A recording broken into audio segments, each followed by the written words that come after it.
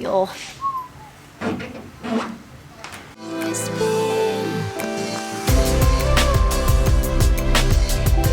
Hello internet people. Today I'm going to get back to work on finishing up the restoration of my Graham's 94 Ford Ranger 4x4. If you're new and you'd like to get caught up on where in the hood is my hood, up above is a ceiling.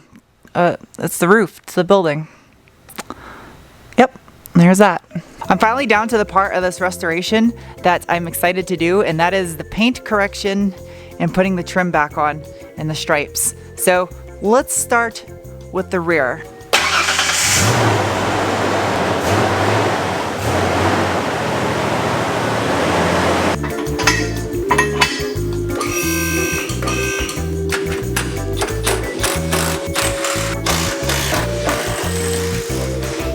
These are shims, washers. Because of the fact that I have new polyurethane cab mounts, the cab is sitting a little bit higher than what it used to, so the body line isn't perfectly lined up. So what I'm gonna do is space it with these washers.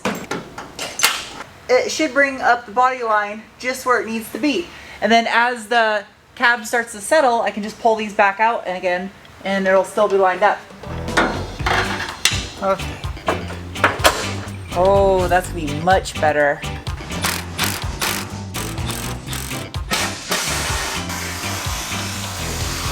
I'd say that's about as close as I'm going to get right there. That's perfect. Definitely think that will do. I also closed up this gap too.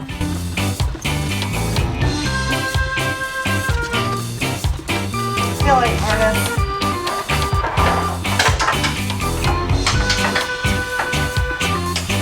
I got the taillight pigtails installed. Test and see if my taillights work. Okay, good.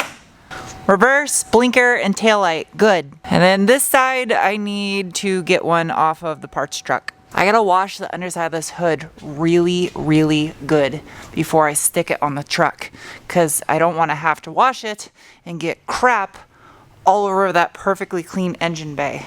A lot of you were asking if I was gonna put that under the rail bed liner back in the truck or rhino line the bed of it.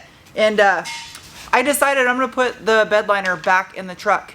It lasted 27 years in a salty, rusty environment, and the inside of that bed still looks mint. And like the paint in here is still perfect. There was no rust, nothing. So why would I ruin all this and put a permanent roll-on rubberized bed liner? The whole point of a bed liner is to protect the bed. But if the bed is ruined by rolling on a product that's permanent, you're not protecting anything. It just, that's going back in there. Rinse all this dirt out of there.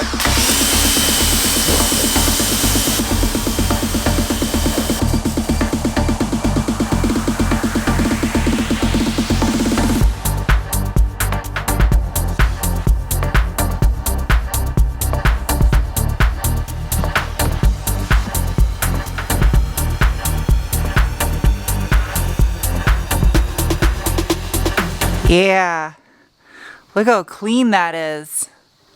All I did was rinse it off. Still looks like new. Oh man, it's being a mess.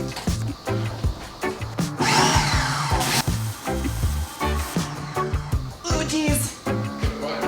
I put that thick pad underneath, so it should be good and it shouldn't hurt it. So I ended up finding a company that remanufactures the underhood insulation on these trucks. Oh, this is thick. Super thick. Yeah, so that's gross. I'm gonna have to scrub this really good. You guys remember that video I just did on the Bronco? I bought this Sonax all-purpose cleaner. This is not sponsored, I bought it. We're gonna give it a shot under the hood. Get this a little bit wet.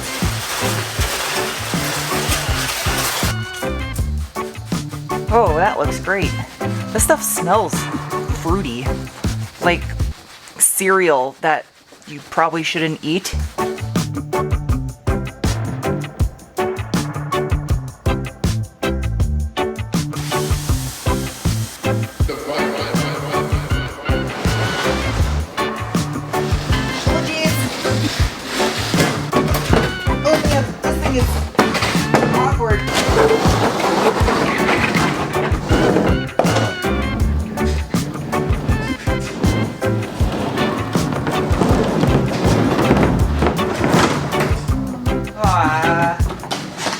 did dumb things.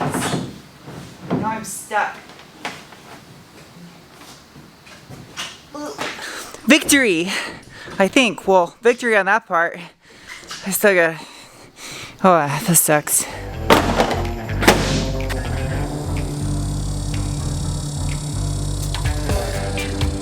You hear that in the background? Not the train, the bugs. The cicadas. That's the best part about living in Arizona. They sound so, I don't know, they just sound neat. That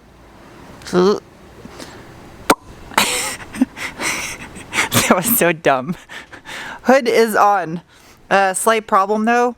The hood latch does not want to close. I've been screwing with this hood latch for over an hour now, trying to get this thing to close. The alignment is good, it's hooked up correctly. I think I got it to work. I cleaned it and lubed the hell out of it. Yep, seems like it's working. Hopefully this does it. Hopefully. So it's latched, unlatched. Latched, unlatched. See, it works fine. As soon as you bolt it to the truck, it starts binding. So I'm guessing this mechanism must be rubbing somewhere. Good. All right. Do you shut? Ha! Success. Now I can get back to work. I just spent 2.5 hours on that hood latch. How the hell do these things get so dirty? That doesn't even make any sense.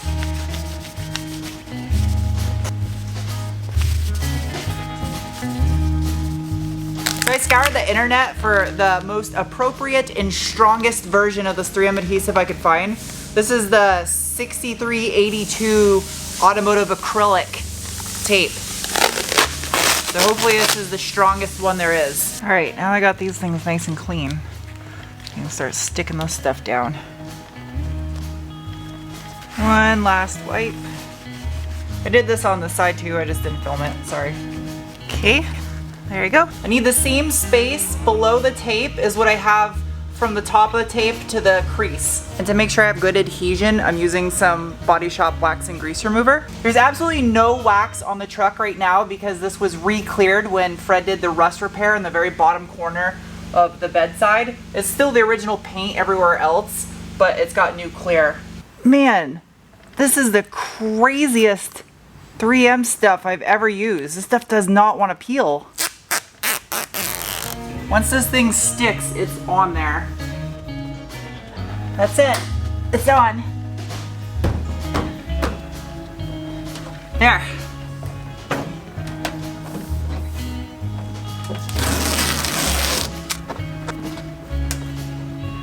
So now I gotta use this rubber wheel of cheese and get this tape off. You gotta be really careful with this thing because you can easily overheat the paint and destroy it.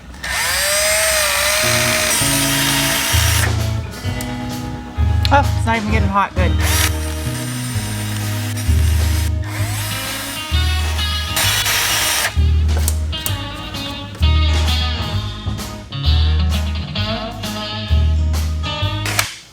Done.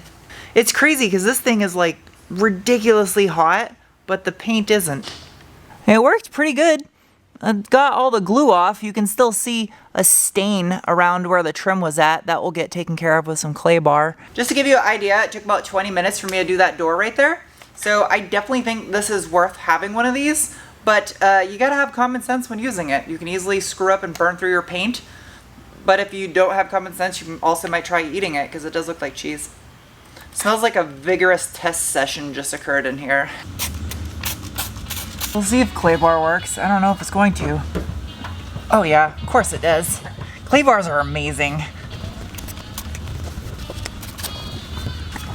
That was an absolute nightmare trying to get the rest of that adhesive off the door.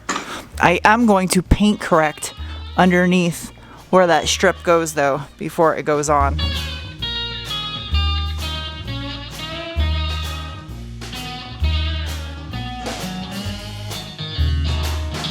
Even with the shims that I put in the rear underneath the bed to try to make it completely level with the cab still sits like 3 or 4 millimeters higher. So I'm gonna actually put this the same measurement as I used on this. It's gonna look like it sits a little bit higher, but as these new cab mounts settle, it will then be equal. It's literally like, that's actually about 2 millimeters higher. It's like not enough you'll even notice.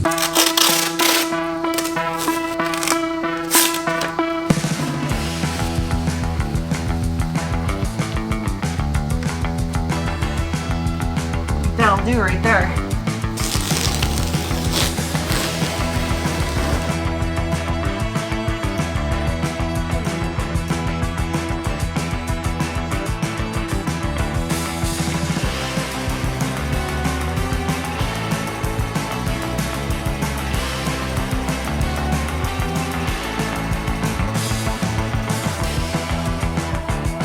That looks so much better with that trim on there.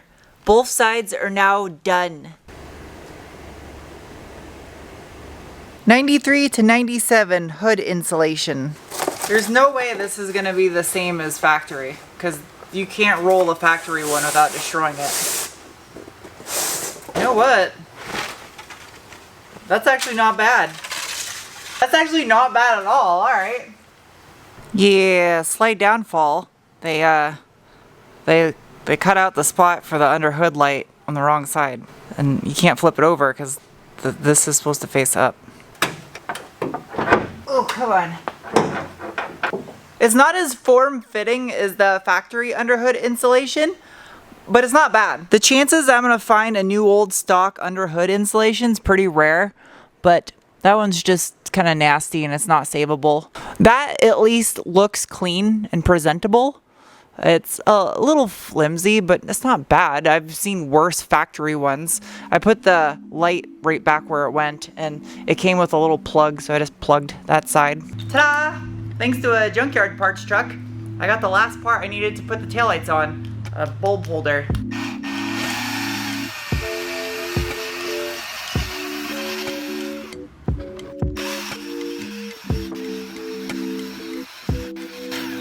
Yep. I would say that's quite a bit shinier.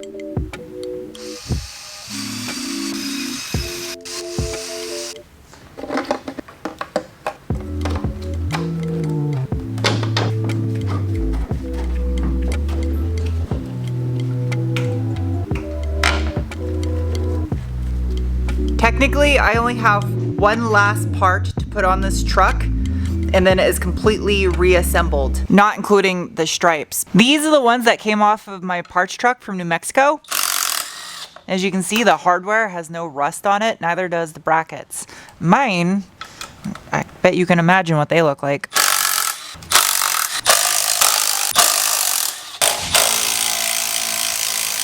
There's no way I'm gonna have these brackets dry and ready in time to install by the end of this video. I'm gonna let them sit for about a day or two after I POR them. So this is the final step. If I screw this up, I'm screwed, because these are the last two in existence that I could find anywhere on the internet. So that's my guidance right there. So in order for this stripe to be the exact height it is on the cab, if you'll notice, I put this piece of tape as a reference. You can see there's a little bit of material right here between the body line and the tape. I lined it up exactly the same. So the tape is my reference. You can see the body line, and then there's a gap of about 2 millimeters, and then the tape. So the stripe might look a little lower than right here, but it is true with the body line. All right, I got it mocked up just to give me an idea where I'm putting this. This is so nerve-wracking right now, you have no idea. I got a little bit of robot chloroform here on this cloth so I can prep the surface. Somebody really thinks that was robot chloroform. Just soapy water.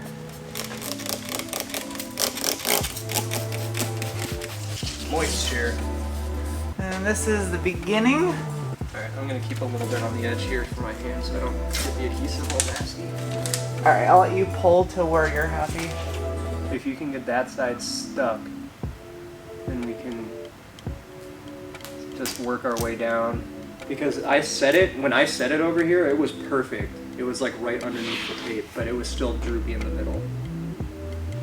It looks pretty good. I got a little bit of droop up here. Yeah, get it set to like about here, and then you could lift it up on that side and set it, and like reset it, you know, to get rid of the droop. Why is there a little piece of the backing sticking to this? And these are dealer installed, so like they must have a badass at every single dealer that does these. I would say that's pretty damn good. Yeah, that looks good to me. Yeah, I would say that's pretty damn good.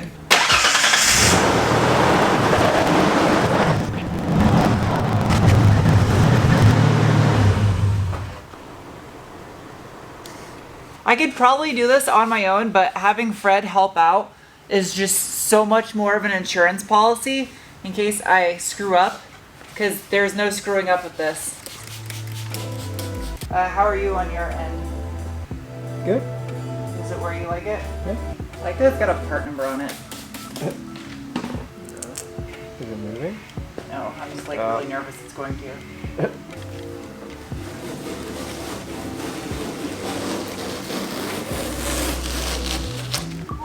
Feel.